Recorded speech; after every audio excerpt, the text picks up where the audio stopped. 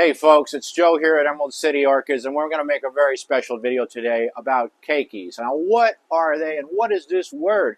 It's a Hawaiian word and it means baby. I think the most equivalent thing that we can think of is probably niño in Spanish. A keiki is another orchid asexually reproducing on the end of an established orchid. We have here a very fine specimen of an Epidendrum ibaguense. This comes from South America. It's an Andean plant. It grows very high in the mountains. And what they do is they make the plants new babies by sexual reproduction. When they have a sexual reproduction, it's just two flowers cross and a whole bunch of seeds come out. But when the plant gets really, really big, like this one, they can sometimes make a whole new plant on the old plant. We're going to show you what to do with these things in this video. This particular type of orchid does it a lot. And another type of orchid that does it a lot is Dendrobium. I have an example of that here. Look at these roots coming off of it. Now, what are you going to do with this keiki? I'm going to show you real quick right here, and I'll show you on the Epidendrum too. You grab it gently and you just pull it and it'll pop right off.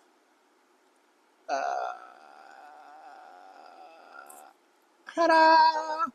Now look, you want to do this when the roots are like 4 inches long or longer, because this whole thing now, it's got enough sugar in here to start the plant, and it's got enough roots in here to create more sugar. It's got leaves on here that look real good to photosynthesize. We're going to pot this up, and we're going to do some other things with these other ones. But let me show you on this Epidendrum too. The Epidendrum is a lot of keikis on these. They make a lot of keikis, and if you just pull it gently, it comes right off. Now, we have a whole bunch on this ibaguense, and we had a really lovely party in here for Halloween. And with all these keikis hanging down in the candlelight, it looks very spooky. But now that the roots are getting really long, and we do this every year, we're going to rip all these keikis off, and we're going to make some babies. Come on with us over to our workroom, and we'll show you the next part.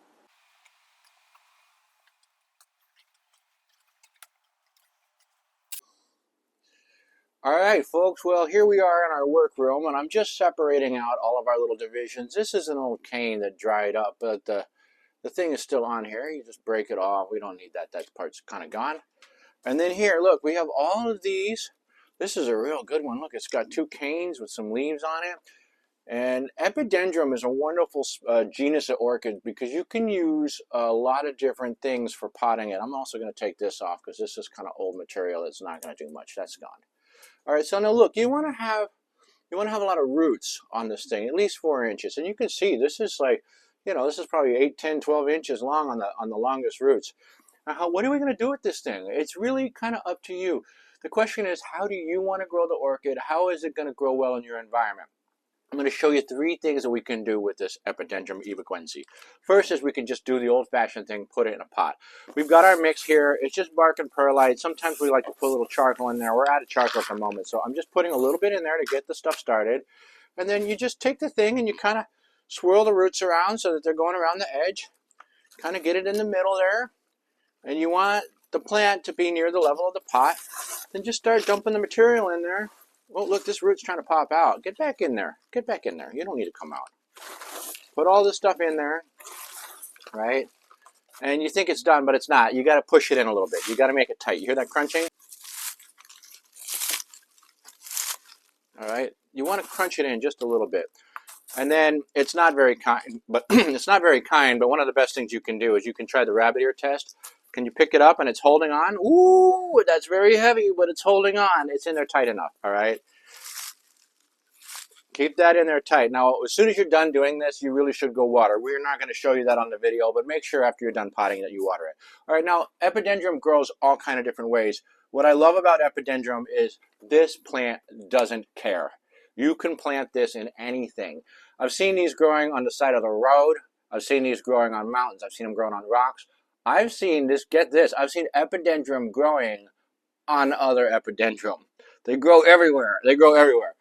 One of my favorite ways to grow a lot of these things is in a basket because we run out of room, and I know that everybody who is a real serious plant collector is out of room.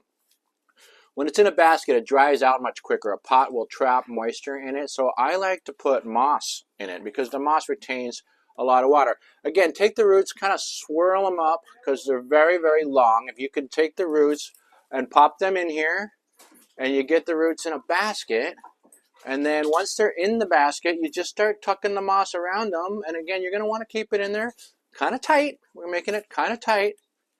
All right, pop these things in there. The basket's a little unwieldy sometimes. But look, it's not a rocket scientist. I'm not a smart man, folks. This isn't very complicated. You just tuck it all in there, right? And then once you got it kind of how you want it, just use your thumbs. Get your thumbs in there. The moss won't crunch. It won't. But it is getting in there tight. You want it tight. And once you kind of have it all in there, just tuck a little bit more on top to make sure you got plenty of moisture retaining medium. Moss, you want to get there in there snug, but again, if you pack it too tight, it becomes hydrophobic. It won't absorb water. So you should, it's a balance. It's tight, but still loose. It should be in there snug. They like to be snug. Now, when you grow it this way, you saw how the roots are hanging down. What's going to happen is the roots are going to come out, and they're going to come out the sides, and they're going to drape down, and it has a really beautiful aesthetic. But this thing is getting ready to go. Eva Gwenzi is a very aggressive grower. It's going to grow real big, and it's going to, pretty soon, you know, with these things, they get big. They get big. You put this in your house, pretty soon, it's sitting next to your couch. It's deciding what we're watching for TV. It's taking your lunch money. You know, this thing can bully you. If you let it get big, it'll get real, real big.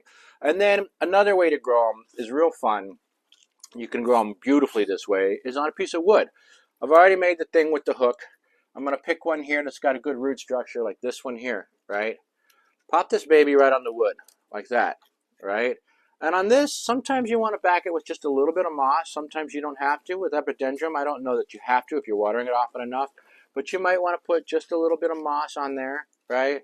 And again, don't make it complicated, folks. It's not hard. Zip tie. Put the zip tie on this thing.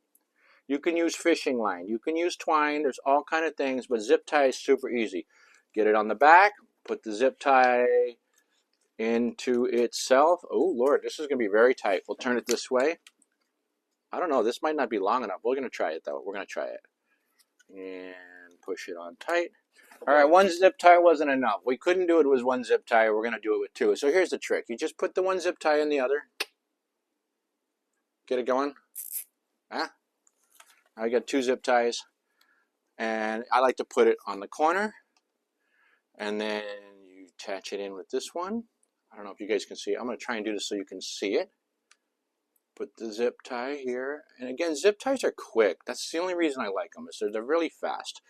If you want to take your time, you can do this with a fishing line. If you're using fishing line, make sure you use a thick gauge, because a fine gauge fishing line can cut the roots. And then we're going to tighten it on this side. And it's pretty much in, right? It's not that hard to do, right?